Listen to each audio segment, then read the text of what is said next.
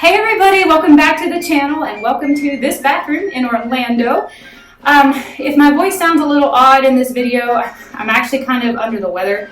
I've been in Disney the last few days. I've been coughed and sneezed on by a whole bunch of children. So I've just been taking it easy, staying indoors the last couple days. I'm almost over it, but I'm so full of sinus congestion and I'm sorry if my voice sounds terrible. But I have spent this downtime brainstorming about what I want 2026 to look like for my Project PANNED challenges. And I wanted to introduce to you the first project that I have created all by myself and I'm really excited about, and it's the only one that I've committed to yet as far as myself for 2026. Coffee break. As you might know, I just soft launched my channel back in October. I wanted to dip my toe into Project Panning and see what I thought and see how I liked it. But what I was not expecting is what a great community there is here. I have met so many friends through Project Panning, which has also led me into the minimalism / anti-over-consumerism vicinity, and I've met so many great friends that I talk to almost every single day. I try to watch everybody's videos and leave nice comments, and so many nice comments come back in for me. So I just really wanted to jump into this community more. I'm committed to continuing this channel and continuing this journey into 2026. I'm just now realizing how very ketchup and mustard I look today. The yellow eyeshadow and shirt and the red. I'm all about a good ketchup mustard moment. Okay, back to the topic at hand. I am just really committed to continuing this journey in 2026. And I did join the, I think it's called Fantastic Ladies Facebook group. If I'm saying that wrong, I can put it on the screen here. But I don't really use social media. I have a Facebook that I kind of just keep up with certain pages. And that's mostly like my House of Color, seasonal color analysis. I'm very involved with that. But I don't scroll social media, so I don't really see a lot. But I did join that group. While I'm on that topic, I do have an Instagram, but I don't use it. The only thing I use Instagram for is to make thumbnails for my videos. Anyway, I did join the Fantastic Ladies group, and I have checked in on it a few times. I see a lot of the people I recognize from YouTube are in there. And recently they've been throwing out ideas for 2026 or asking if anyone has any ideas for 2026. And I have an idea. I have submitted it to the Fantastic Ladies. I'm very excited about it, but I recognize that I'm brand new to this community. I've only been in the group for like a month and a half on YouTube. And nobody knows me, nobody knows who I am, so I'm really not expecting my idea to get picked up. And that's okay, I'm fine with that. I am not here to try to be a leader of any sort. I just came up with an idea that I thought would be fun for me, and I really want to share it with you. Now, I have not fully fleshed this out yet, but I've spent a lot of time thinking about it. This idea kind of rides around in the back of my head and pops up, here and there, and I think I've kind of figured out how I want to go with this. It was, number one, important to me to focus on the collection that I already have and find a way to rejuvenate my enthusiasm for my current collection based off of my personal interests in my life outside of makeup. I'm really inspired by people who are doing like the Agape challenge, where women who have read that series of books and love the books are picking products in their collection that have to do with the characters. I've never read that series of books, but I understand the concept, and I wanted to kind of adapt a similar idea for myself. My big love in life is history. I absolutely love history. I wanted so bad growing up to be a high school history teacher.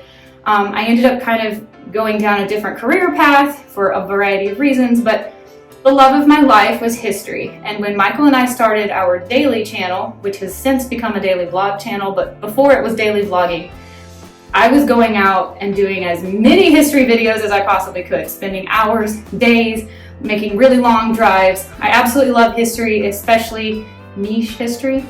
But let's bring it a little bit more to history that everyone would understand. One of the first historical topics that I ever got into as a young adult, and I have consistently remained obsessed with, is English history, specifically Plantagenet and Tudor history. I have read so many books on Henry VIII and his 6 wives, and I thought it was kind of a really popular topic because pretty much everybody has a vague idea who Henry VIII was and that he had 6 wives. So I thought, how cool would it be? There's 12 months in a year, we have 6 wives.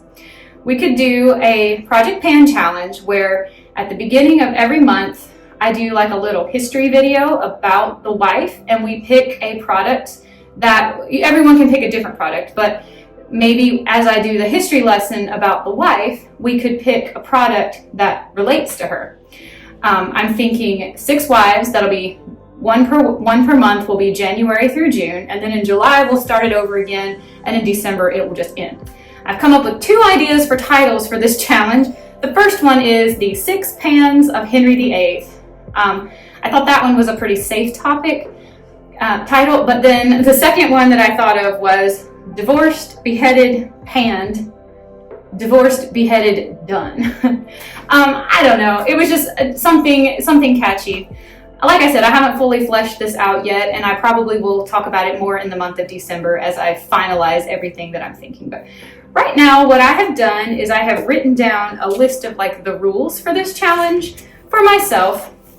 So each month, January through June, will be one wife, and we will do like a little bite-sized history lesson about that wife, and then we will pick a product that reminds us of her based off the history lesson, and we will attempt to use it the number of times as her age at the time of her death. If you know, these wives are famous because one, you know, with the exception of the first one, they all died during his lifetime. So, I'm sorry, the last one. With the exception of the last one, they all died within Henry VI. Let me start that sentence over.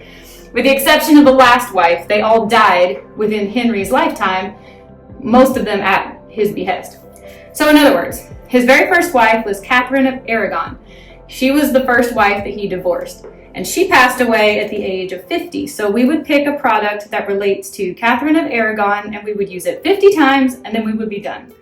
I recognize a lot of these products you can't use 50 times in 1 month, but that's not the problem. You're not trying to use the product that many times in 1 month unless you just want to, but you want to use it 50 times before it's done, even if that lasts into the next month.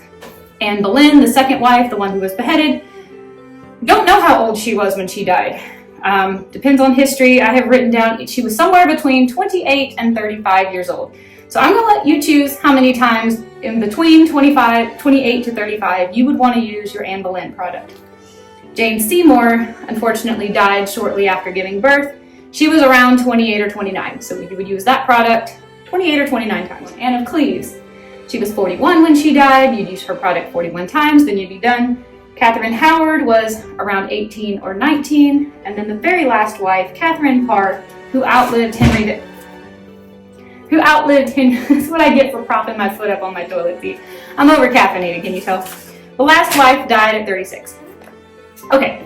For prompts, I was thinking we would do like a little history lesson that would last 5 minutes or less. I'll probably just go to a couple websites, rip off a couple of facts, and then script up something and talk about it while I put my makeup on. And I will make an effort to do this history lesson before the first of the month. However, I don't care what day of the month you want to start this on. You know, it could be if you are already doing Project Pans and you have set videos to come out on January the 1st, I don't care. I think mine will probably come out on the 1st of the month, but I'm not sure. So I have written down some notes about each wife. Let's see, Catherine of Aragon, the first wife. I was thinking, okay, Catherine of Aragon was very young when she came to England. She was actually a Spanish princess, and she originally married Henry VIII's older brother Arthur, who then promptly died of, I think, tuberculosis, one of those illnesses that was rampant back then. Well, Henry was kind of smitten with Catherine. He decided he wanted her for his own wife, and they were married very, very many years, 26 years, I think. I forgot. Editing Julie can fix it on the screen. But Catherine of Aragon was only able to produce one healthy living child, that was Mary, and she had many, many stillbirths and failed pregnancies. So Henry kind of got tired of her, cast her aside, married Anne Boleyn, which was a vivacious woman he was highly attracted to in court. Their marriage only lasted a few years, I think 3 years or so. She did have a child, one daughter. Henry is now very frustrated because he's getting older and doesn't have a son. So he makes up this crazy story that Anne Boleyn cheated on him with her brother and everybody else in Lollapalooza, and he had her accused of treason and beheaded. Then immediately, like within a day or two, he marries a woman named Jane Seymour, who seems to have been an absolute lamb, an angel. Promptly after getting married, within a reasonable amount of time, Jane Seymour gives him a son and then dies in childbirth. So Henry never got over this idea that Jane Seymour was perfect. He's actually buried with her today. He was so heartbroken over Jane Seymour, he never wanted to get married again, but his advisors said basically you gotta have more kids and you really need more boys. So he was forced into marrying a woman that he had never seen, but he had seen a painting of her, and it's thought that the artist might have enhanced her appearance in this painting. She was a duchess, I believe, from Germany, named Anne of Cleves, personally my favorite wife, but the moment Henry VIII saw her, he was not attracted to her. I don't believe she was ugly. I believe he pulled kind of a bait and switch surprise and didn't introduce himself to her, so she didn't make all the homages one would make to a king, and I think that insulted his pride, and Henry VIII, he just never got over it. So within 6 months, he divorces Anne of Cleves, but then goes on to have a fantastic relationship with her for the rest of her life, calling her his sister, giving her properties, keeping her up. I love Anne of Cleves. If I was going to be any one of his wives, I would want to be Anne of Cleves. After he divorces Anne of Cleves, he marries a teenager at the ripe old age of this number, I have forgotten. He marries the teenager Catherine Howard, who is just a youthful, effervescent, bubbly, flirtatious, fun. I don't know exactly how old she was, 14, 15, something like that. Their marriage doesn't last long before he finds out that she was madly in love with somebody else before she married him, but she couldn't resist the idea of being queen. So he accuses her of treason, of cheating on him, and has her beheaded. And then his last wife, Catherine Parr, she was the oldest of all of his wives when he married her, and she actually outlived him. She was almost more of his nursemaid in his older years, taking care of him. She spent a lot of years married to him, afraid for her life, thinking he was going to get tired of her and off her too. But she actually outlasted him, and that was the last wife. So what I was thinking, I've written down some plot points here. Catherine of Aragon, she died at the age of 50, so we'll use a product 50 times. And these were kind of some ideas that I had around her. She was enduring, she was classic, she was faithful and loyal to Henry all the years after their divorce. She still considered herself his wife, prayed for him, wished the best for him, always wanted to get back together with him. She was married to him the longest amount of time. She was also the oldest when she passed away at the time of her death. She was a Spanish princess. And when she died, they did an autopsy on her and they found that her heart had turned completely black. I don't really understand that. Maybe she had some type of a cancer or something. But I was thinking for Catherine Aragon, we could get a classic item, maybe a Spanish brand, maybe something with the word princess in its title, maybe something black. I know everybody just finished their 50 Shades of Black. Actually, I think that's still going for another few months. But if you're sick and tired of panning black products, I understand. But I was thinking because she's so famous for having died with a black heart, maybe you could do something black, something timeless, something faithful, something loyal. That's Catherine of Aragon. Anne Boleyn, I was thinking something bold and attention-grabbing because that was Anne in court. She was flirtatious, she was vivacious, she had opinions and they were controversial ones. She would try to convert other people to her opinions. She grabbed attention. She had actually come back to England from the French court, so she had kind of a wild experience over in France. However, she failed to produce a male heir. I don't know if that triggers any ideas in anybody's mind for a Project Pan idea, but because of that, she was accused of treason and she was executed at the Tower of London. So this would be a great opportunity to roll in a Tower 28 product, a Rimmel London product, anything that has to do with Towers, London, England, etc. Bold, attention-grabbing, bright red lipstick, you name it. It could even be French if you want the French connection, because none of these other women have a French connection. Jane Seymour was soft, sweet, subtle, natural, submissive, gentle, kind, modest, pious, devout, loyal, soothing. My Anastasia Beverly Hills soft glam palette so came to mind because with the exception of that one dark shade, it's the whole palette is just soothing. Henry loved her the most above all of his other wives. He even would have, in later years, when he would have portraits made with his children and his current wife, instead of painting the current wife, he would paint Jane Seymour. So this would be something you love, something loyal, maybe something tried and true, maybe something you used to have and you wish you had because, you know, she died and Henry always wanted her back. Maybe a product that's been discontinued, but you still have it and you don't want to pan it because you know you can never get it back, something that's special to you. Wouldn't that make a great Jane Seymour product?